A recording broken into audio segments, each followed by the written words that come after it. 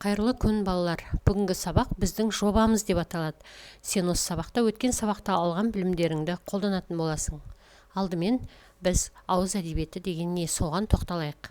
Ауыз әдебиеті дегеніміз бұл сонау көне заманнан осы заманға дейін атадан балаға мұра боп ауызша айтылып сақталып қалған туындылар.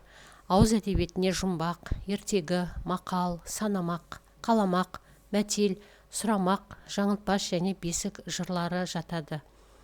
Сен өзің білетін ертегі немесе мақал, мәтел, жұмбақ, санамақ, сұрамақтарыңның біреуін тақтада айтып берсең, достарың саған келесі ауыз әдебиет түрлерін айтып беретін болады.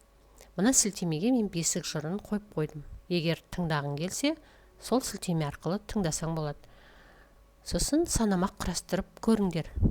Сендер әдеттегідей өздерің білетін санамақты жаттап жүрсіңдер. Ал өзің басқаша санамақ құрастыра аласың ба? Санамақ құрастырған болсаң, достарыңмен бөлісуді және маған қалдыруды ұмытпа. Балалар серікті сәтін жасап, білетін мақал мәтелдерімізді айтып жарысып көрейік. Мысалы, көз қорқақ, қол батыр, ата бәйтерек, бала жапырақ. Осындай туындыларды сенде жасай аласың. Сосын досы көпті жау алмайды деген мақалмен аяқталатындай етіп ертегі құрастырып көріңдер. Менің ертегімді де оқып шығуды ұмытпаңдар. Ертеде қоңыз, құмырсқа, шегіртке үшеуі дос болыпты. Олар қыс пен жаз, көктем мен күз мезгілдерінде тынбай еңбек етеді екен. Бір күні құмырсқа ауырып қалыпты. Ол илеуінен шыға алмай қалады. Оған қоңыз және шегіртке келеді.